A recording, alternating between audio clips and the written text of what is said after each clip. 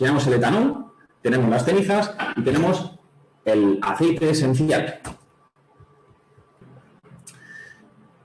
Y como digo, estas tres partes corresponden. El etanol sería el espíritu de la planta, las cenizas serían el cuerpo de la planta y el aceite esencial es el alma de la planta. Cuerpo, en este caso en lugar de mente, espíritu, alma. Claro, esta asociación es bastante lógica. Lo que forma vuestro cuerpo material, el resultado van a ser las últimas cenizas que quedan después de quemarse. En eso hay una terapia que son las sales de Schussler, que quien esté un poco interesado y pueda cotillear, pues verá, ¿no? Como el doctor Schussler, para encontrar cuáles son las 12 sales que forman todo nuestro organismo, lo que hizo fue incinerar los tejidos por separado. Entonces, sabía qué sal formaba cada tejido. De tal manera que si tú incorporas esa sal, regulas la función de ese tejido. Es un poco el fundamento de la terapia de las sales de Schussler, que es como una especie de homeopatía. Por otro lado, el espíritu y alma. Aquí, pues, puede que haya conflictos. Oye, no me queda claro al final lo que es el espíritu y lo que es el alma. La forma que tengo yo de entenderlo es que el espíritu es universal y la forma en la que tiene de concretarse en un individuo se llama alma. Se puede decir que son distintas ramas de un árbol. Alma es el espíritu divino que definido un poco por ti, tu sello. ¿Se entiende un poco? Vale. Por eso etanol es etanol y es igual. Tú puedes comprar, de hecho, etanol en laboratorio y va a ser etanol. Pero sin embargo, tú, oye, el aceite esencial no te vale el aceite esencial de la mandarina para trabajar en la planta del estragón. Es que no tiene nada que ver, ¿no? Entonces, resumiendo un poco, se puede decir que el aceite esencial de una planta es rescatar y recolectar, fijaos, directamente el alma de ese organismo vegetal. Y su identidad particular conecta con tu propia alma. De ahí el poder que tiene la aromaterapia o en general el uso de los aceites esenciales en medicina. Bien. ¿Cuándo habría que recolectar para hacer las cosas con sentido? Pues depende. Depende si lo que quieres recolectar está debajo del suelo o está sobre el suelo. Es decir, si son partes subterráneas, partes que están abajo o partes que son aéreas y están arriba. Y en eso hay que tener mucho, no voy a decir cuidado, pero sí que si queremos hacer las cosas con esta idea, pues tenemos que estar atentos a las fases lunares. Porque que la luna sea llena, sea cuarto creciente, cuarto menguante, no es que simplemente sea, pues que es más luz, menos luz y ya está, ¿no? Es una tontería. ¿Qué más da? Si eso no influirá. Allá. Un pescador sabe, el que va a coger percebes en la costa de Galicia sabe muy bien cómo está la fase lunar para saber cuándo puede arreglar su vida, ¿no? La gente de campo sabe muy bien que la fase lunar es importa. A lo mejor un urbanita aquí que a lo mejor ni toda pendiente de si sale la luna, pero a lo mejor muchas veces ni se ve, pues no lo tiene como muy en cuenta, ¿no? Pero toda la gente de campo que entiende de ritmos y los entiende porque de eso consiste, o de eso depende su vida, pues es consciente de la importancia que tiene. Y cuando hay distintas fases de la luna, fijaos, lo que me determina la fase lunar es una posición concreta de la luna con respecto a la Tierra y con respecto al Sol. Y que encima da diferencia o me da una distinta luz. Y esa luz es luz reflejada del Sol que encima es polarizada por la luna. Es la unión de lo masculino con lo femenino. La luna recoge la luz del Sol, lo tamiza, la polariza y me lo proyecta. Y no tiene nada que ver la intensidad de luz que puede dar en una llena que en una menguante. Sobre todo para seres, para todos, para todos, pero sobre todo para las plantas, que su crecimiento, su desarrollo es determinado por ciclos solares y lunares. Así que no es lo mismo acá que allá, no es lo mismo que el Sol esté allí o que la Luna esté aquí. Obviamente, no va a ser lo mismo. Si mueve océanos, ¿qué no hará con nosotros si somos 75% de agua? Por una cuestión de lógica pura, sin entrar en astrología y en horóscopos. Lunas de febrero, lunas de este mes. Bueno, pues estamos aquí, ¿eh? Estamos a 19 de febrero. Estamos en cuarto creciente. Cuarto creciente.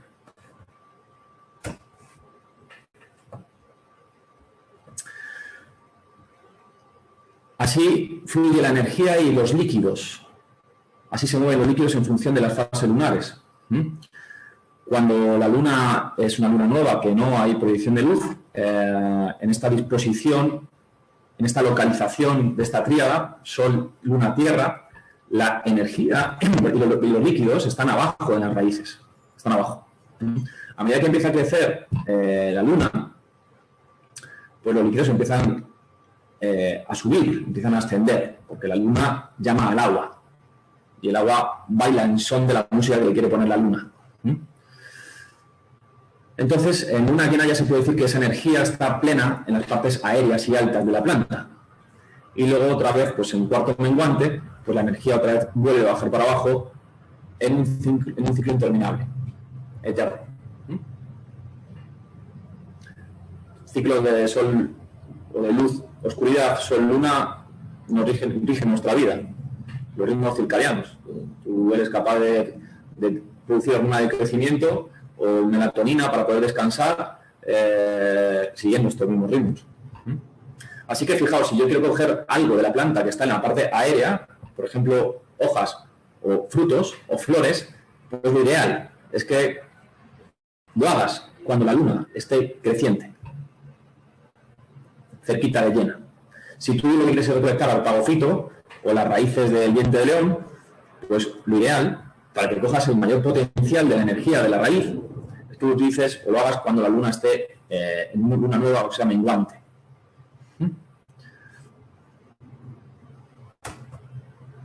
Eso con respecto al cuándo recolecto la materia prima, la medicina del campo. Lo correspondiente al cuándo y dónde aplicar, vamos otra vez a ver nuestros protagonistas, que es la manteca de karité, la almendra, la menta y el árbol del té. Claro. Los antiguos... yo voy a hacer una pregunta. ¿Qué es antes, la materia o la energía? La energía. Claro, quien me haya escuchado ya... Pues obviamente es la energía. Eso no quiere decir que la materia no produzca energía. Pero la energía es anterior a... Se puede decir que la materia es la manifestación física de una energía concentrada. La energía será materia en potencia.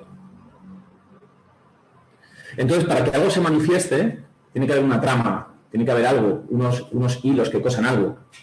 Tiene que haber, para que se haga una catedral, tiene que haber un mapa. Si no hay un mapa, si no hay un proyecto, si no hay un plano, no se puede construir nada. Es decir, tiene que haber información antes de la materialización. Entonces, habría que preguntarse por qué es lo que hace que los órganos, ya yendo un poco a la anatomía, a nuestro cuerpo, qué es lo que hace que un hígado sea como es en cuanto a forma y en cuanto a función, y por qué el bazo o el corazón es como es y hace otra función distinta. Que desde la biología, pues he estudiado ya la obra hecha. Esto es un órgano, la anatomía, y está formado por estos tejidos y por estas cavidades, y eso es como ver un plato cocinado ya, ¿no? Que ya te lo presentan y dices, mira, ya está la obra hecha. Bueno, pues la alquimia ahí me tiene enganchadísimo, porque lo que te pretende es que entiendas el proceso de formación de ese plato, de esa obra de arte. Es decir, qué paletas de colores ha utilizado el creador para hacer un cuadro. Está muy bien disfrutar del cuadro, pero ¿cómo se ha hecho esto? Es un poco el ir un poquito más allá, ¿no? ¿Qué es lo que sostiene y mantiene la vida? Que es un poco lo que echan en falta de la biología. Claro, obviamente no te van a explicar todo esto en la facultad de biología, porque te expulsan el primer día que hablas de... Bueno, dices la palabra energía y ya a la gente le salen como picores. Entonces, lo que está claro es que llamarlo energía, llamarlo fuerzas, da igual el nombre que se le ponga. Pero como que hay manifestaciones y el campo no lo muestra. Y los antiguos veían pues que en el mundo de lo visible había 7 manifestaciones, que eran los 7 colores. Y en el mundo del audible, pues hay 7 manifestaciones, que son las notas musicales. O sea que de alguna manera la naturaleza, el universo nos da pistas para poder, porque dejan huella las fuerzas, dejan huella. Y entonces pues empezaron a ver que resulta que luego encima hay 7 astros que rodean al planeta Tierra. Y le pusieron nombre, le dieron el honor de ser las fuerzas o las esferas. Y les pusieron el nombre de Saturno, Júpiter, Marte, Sol, Mercurio, Venus y Luna, porque era lo que veían alrededor. Ellos no veían Neptuno, no veían Plutón, no existía para ellos porque no les llegaba la vista. Veían hasta Saturno. Entonces les dan esos nombres. Pero ojo, no quiere decir que las fuerzas sean promovidas por esos planetas, sino que los planetas son el resultado de la existencia de las fuerzas, que no tiene nada que ver. Como se habla de la fuerza de Mercurio, no es que sea Mercurio el que empieza a soltar fuerza, no, es que la fuerza está antes y, bueno, como resultante generó un planeta. Así que cuando hable de Saturno, de Júpiter o de Luna, no hablo de los planetas, hablo de las fuerzas. ¿Vale? Y esto es un poquito más complicado de explicar así en 5 minutos, claro, porque esto requiere, pues, horas, que es cómo entendían cuándo o cuál es el proceso mental para llegar a esas fuerzas. Entonces, lo voy a resumir como mucho. Todo parte de la unidad, de algo que es como la unidad, que es el todo, que es no hay nada fuera de ello, que es difícil de nombrar, porque si no nombra ya empieza a perder sentido. En medicina china pues se llama el Tao, ¿no? Este símbolo de acá, que es árabe, significa Allah, que es un nombre muy bonito porque Allah está formado por 3 letras, que es la letra de la intención, la letra, 2 veces la letra de la luz y una vez la letra de la vida. O sea, eso es lo que significa Allah en realidad. Fijaos, ahora uno escucha Allah y se echa las manos a la cabeza. Pues cómo se va a pervertir un poquito todo, ¿no? Como siempre, ¿no? Los sagrados siempre se suele malinterpretar y ya se encarga el humano de estropear y de torcer las cosas. Aquí puedes poner el nombre de Dios o yo qué sé, de la unidad, como lo de siempre, ¿no? Poner nombres a las cosas se complica todo siempre, ¿no?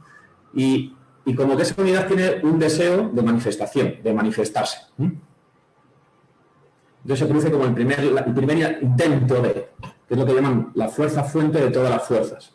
En alquimia se llama spiritus mundi, que es un término muy bonito, que es el espíritu del mundo. Es la necesidad que tiene el todo por manifestarse y ser plural, para luego volver a ser la unidad, porque es su último deseo. Es como que se quiere entretener y tiene esa misión, esa vocación, ¿no? En egipcio se llama Drug, es espíritu mundi. En medicina ayurvédica se llama prana, en medicina china se llama chi, en medicina japonesa se llama ki. Como veis, al final, casi todas las civilizaciones o culturas, en su forma de entender cómo se organiza todo, siguen caminos muy paralelos. Y luego siempre pues, se produce la dualidad, ¿no? La aparición del número 2, de los opuestos. Y eso también está reflejado en muchas culturas, ¿no? El yin y el yang. Aquí en alquimia es el sulfur y el mercurius, que nada tiene que ver con el azufre y con el mercurio y el metal. Son nombres que le ponen, son símbolos. Así que todo tiende a una disolución y cuando llega a su máximo estado de disolución tiende a la coagulación y cuando llega a su máximo estado de coagulación tiende a la disolución y así está constantemente. Son los 2 ritmos universales, la sístole y diástole, la inhalación y la exhalación, como un péndulo. Siempre va en un sentido y luego va hacia el otro sentido. Y luego aparece pues, el número 3, que es la sal, que es la relación entre los dos. Esto sería como el sulfur, sería el aceite esencial, la sal sería la ceniza y el mercurio sería el etanol. Un poco aplicado a lo que comenté antes.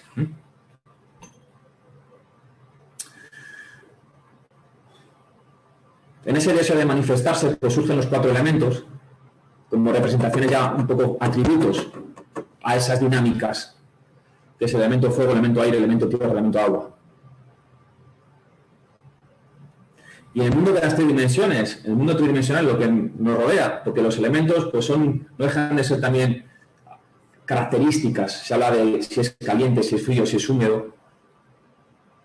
Pero en el mundo tridimensional, por evolución, esos 4 elementos generan las 7, o mejor dicho, las 8 fuerzas. 8 fuerzas en el cual está la fuerza de la Tierra, pero no se suele tener en cuenta cuando se estudia porque estamos en ella. Y de ahí vienen las 7 fuerzas que de alguna manera determinan, gracias, de alguna manera configuran todo lo que existe. Desde una amapola, ahora viniendo para acá, ya empiezan a salir las margaritas en las praderas, ya están las Bellis perennis ahí saliendo como locas. Pues de una margarita hasta la aloe vera, pasando por un león, vosotros y las estrellas, todos estamos hechos de lo mismo. Todos estamos hechos de las mismas fuerzas. La diferencia entre unos y otros es la distinta composición, intensidad, frecuencia que nos determinan como persona o como elemento o como organismo vivo.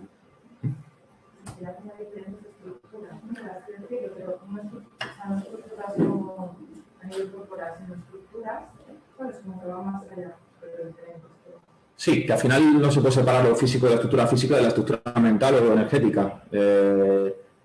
Depende cuánta intensidad de Meta de Saturno o de Júpiter o de Marte, pues va a dar una configuración y va a dar la diferencia entre una orquídea, por ejemplo, y una ortiga. Las fuerzas están constantemente ahí y nos van alimentando, no es algo que simplemente se generen cuando yo soy un bebé para formarme y luego ya me convierto yo en una especie de escudo antiguo. No, además cada fuerza entra por un sitio distinto, Saturno por el izquierdo, tal. Esto tiene una profundidad bastante interesante. Es el resultado de miles de años de conocimiento. Entonces, claro, no, obviamente puedes entender que no me da tiempo a contaros las características de cada una de las fuerzas. Pero, concretamente, hay 2 que están muy presentes en estas 4, que es la Luna, la fuerza lunar y la fuerza de Mercurio. ¿Y dónde veo yo la fuerza de la Luna? ¿Por qué dices tú que la Luna?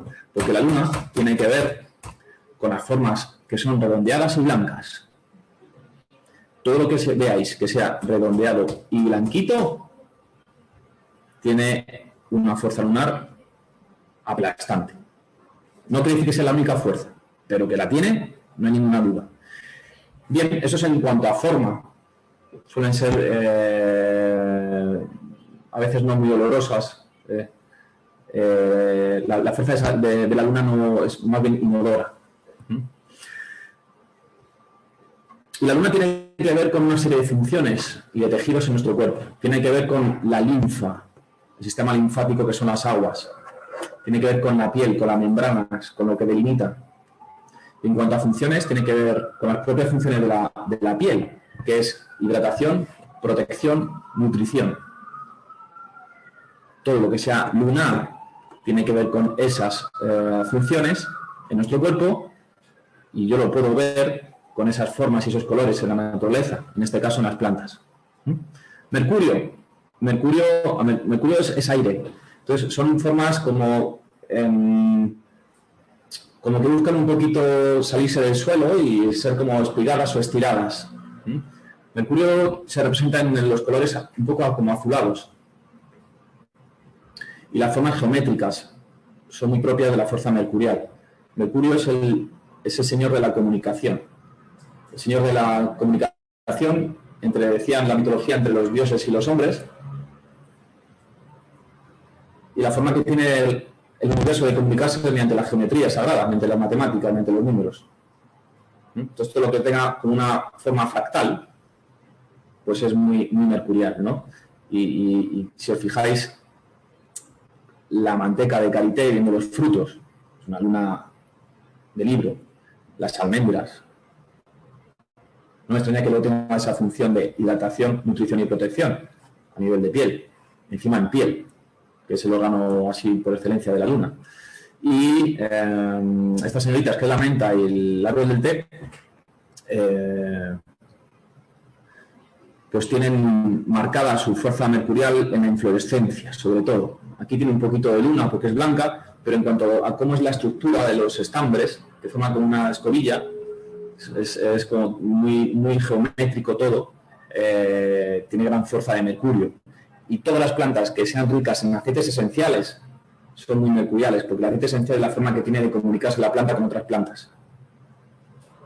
Es el lenguaje, es su idioma.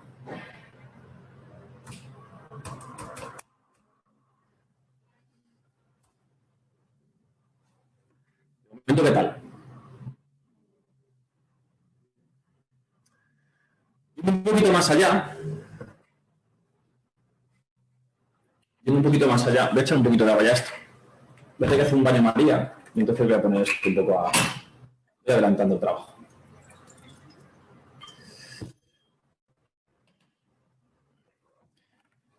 Hablamos de Luna y Mercurio. Pues esto lo llevamos un poco a los climas zodiacales. Y de verdad que no hago referencia a cómo te va a ir la vida en cuanto a amor y dinero y trabajo. Es algo más profundo que todo eso. Porque como dije antes, no lo mismo aquí que allí. Y entonces, bueno, pues es muy distinto en qué posición haya estado el planeta cuando tú naciste en toda la esfera celeste. Mercurio es el planeta que regenta uno de los climas, que es Géminis. Géminis.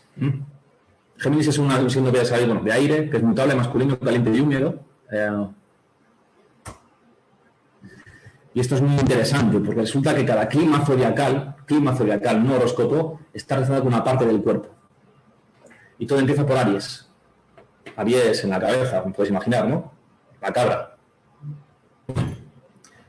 Y va barriendo, siguiendo el orden de los climas, hasta que llega al último clima, que es Piscis, que estará en los pies. Así que si tú quieres hacer un remedio, en este caso que he elegido que sea para el sistema respiratorio, pues fijaos qué interesante que quien rige los pulmones es Géminis. Y Géminis, recuerdo, que es el clima que está regido por Mercurio. Y Mercurio es la fuerza que tienen nuestra mente y nuestra voluntad.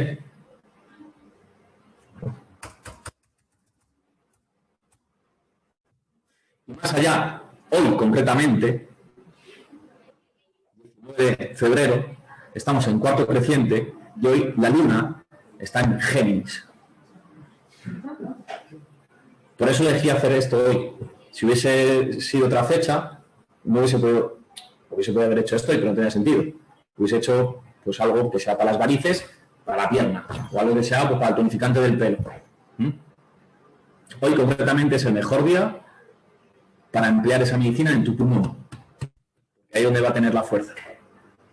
No quiere decir que no valga para otros días, pero hoy es el día. ¿Pero para hacerlo o para utilizar? ¿Y qué hay que hacer? ¿Qué se hace hoy?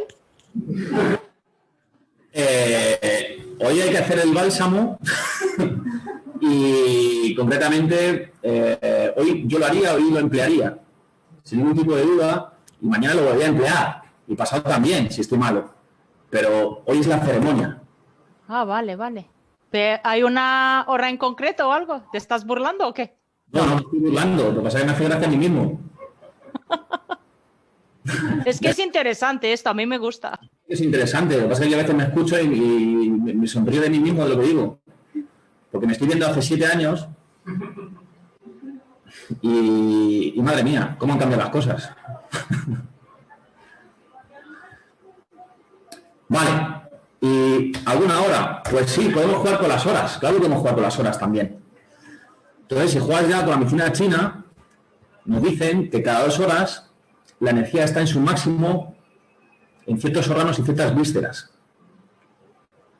Entonces, concretamente, en el meridiano del pulmón, su máxima energía está entre las 3 de la mañana y 5 de la mañana. Sé que no es la mejor hora para echarse un bálsamo en los pulmones. ¿Pero qué le vamos a hacer? Ahí lo dejo. A lo mejor si estás malo, no puedes ni siquiera dormir. Pues aprovecha. Echa la mano derecha y te echas un poco de unto en el pecho. Y aquí tenéis pues las horas, ¿no? De cada de una energía máxima. Como veis, estamos aquí entre 3 y 5 de la mañana. Esto es hora solar, importante, horario solar, no es el horario acordado entre España y Alemania en el siglo XX. Entonces, hay que quitarle 1 hora en invierno o 2 horas en verano. Y luego la receta. La receta no tenía estas cantidades, las he modificado yo. Y yo he querido poner esto, 28 gramos de manteca de karité, 10 gramos de aceite de almendra, 3 gotas de aceite esencial de menta, 3 gotas de aceite esencial de árbol del té. Porque quizás los números, bueno, quizás no, cuidado con los números. Ojo con los números. Ojo con los números, que son arquetipos simbólicos en sí mismos, Entonces, resulta que cada fuerza tiene su número secreto. Tiene su número secreto. Que por orden de formación, así nos dicen los antiguos, Saturno en potencia genera Júpiter, Júpiter en potencia genera Marte, Marte en potencia genera el Sol, a su vez Sol genera Venus, Venus, Mercurio y Mercurio, Luna. Este es el orden de generación. Si lo llevamos a las matemáticas, la derivada de Saturno es Júpiter, Marte, Sol, Venus, Mercurio y Luna. Y la integral de Luna, quien la integra son todas las anteriores. Así se explica lo que es una derivada y lo que es una integral en matemáticas, cosa que así no nos lo explicaron en el colegio. Si lo voy a contar a mi padre, es matemático. Derivada quiere decir la que le va a derivar. Integral es quien la integra. Que yo cuando me explican las matemáticas me hubiese gustado que me hubiesen puesto un ejemplo. Y no simplemente unos símbolos con unas cosas ahí abstractas que no hay manera de...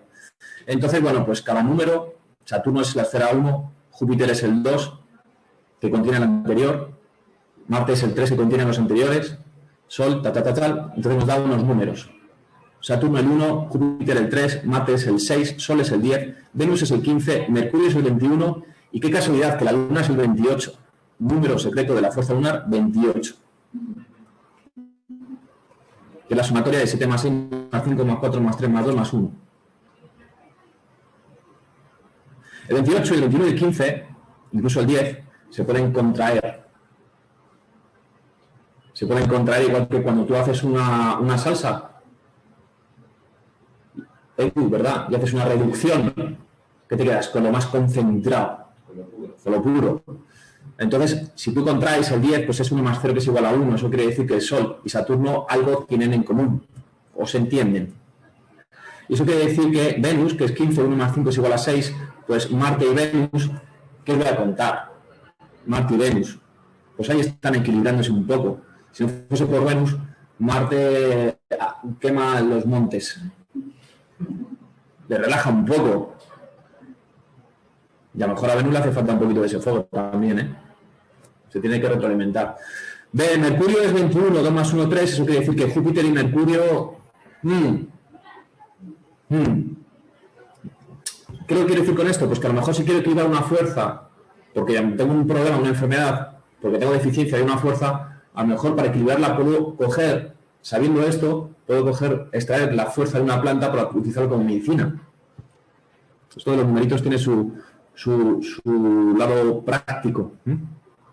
Y la Luna puede ser 28, 2 más 8, 10, volvemos al 10, 1 más 0 es 1, así que Saturno, Sol y Luna tienen algo que ver. Hombre, Sol y Luna son los que rigen todos los ciclos. Saturno es el límite, detrás de allí es el que está en el limbo, en la puerta de la trascendencia, porque detrás de Saturno, ¿qué habrá? El misterio. Eso pensaban los antiguos, ¿no? No había nada detrás.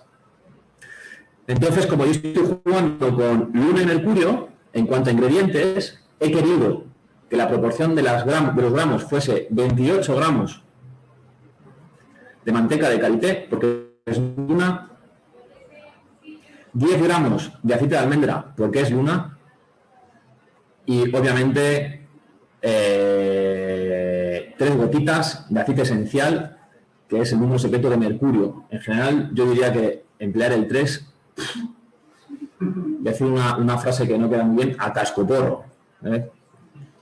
El 3 es el que hace generar el resto de las cosas. Tienes el 1, el 2, la relación entre el 2, la explosión de todo. Entonces, que no se extrañe que te digan 3 gotas, 3 veces al día, 3. En este caso hay que entender un poco el porqué. Entonces, claro, cuando tú haces una receta así, y la haces hoy, y la empleas hoy, no estás haciendo un ungüento normal. Estás haciendo un super ungüento. Que de eso se trata.